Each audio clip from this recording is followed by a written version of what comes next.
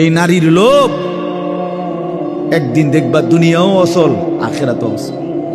কারণ যৌবনের শক্তিটা, সুন্দর জীবনটা বিবাহের আগেই নষ্ট করে ফেলছে, শারীরিক সক্ষমতা নষ্ট করে ফেলছে।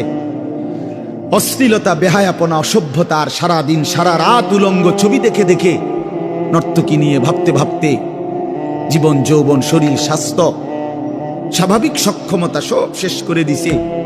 একদিন দেখে দুনিয়াতেও অপদার্থ, আখিরাতেও অপদার্থ,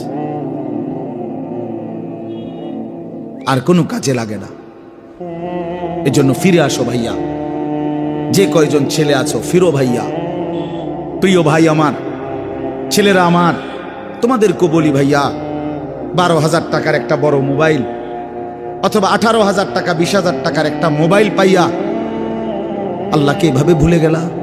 নিজের চরিত্র, নিজের ইজ্জত, নিজের আত্মমর্যাদা, নিজের বংশের মর্যাদা, বাবা মায়ের সম্মান, ইসলামের সম্মান, আল্লাহর কথা, রসুলের কথা, কবর, মরণ, আখিরাত সব ভুলে গেলা ভাইয়া।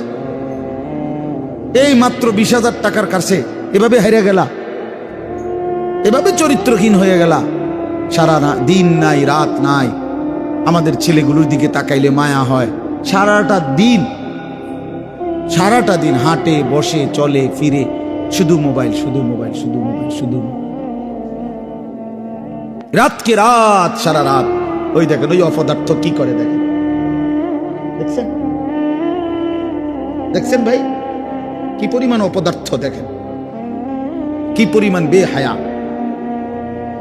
চিন্তা করছেন? হ্যাঁ, এইটাই জীবন। কিসের ইসলাম? কে বলে, কি বলে? আমার মোবাইল,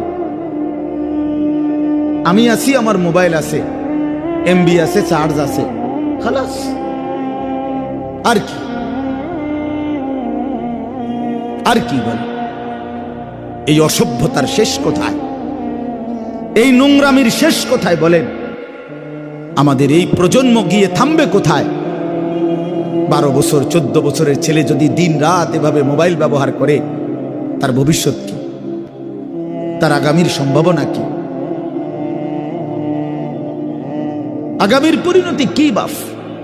আপনারা যারা বাবারা এই যে সন্তানগুলো রেখে যাচ্ছেন, এদের ভবিষ্যৎ কি? যে একটা ওয়াক্ত নামাজ পড়ে না, যে আল্লাহর কোরআন পড়ে না।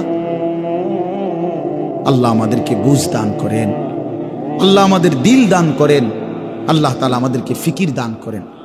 যুবক ভাই আমার, নওজোয়ান আমার, বয়স্ক বাপ, আমাকেও বলি, আপনাকেও বলি,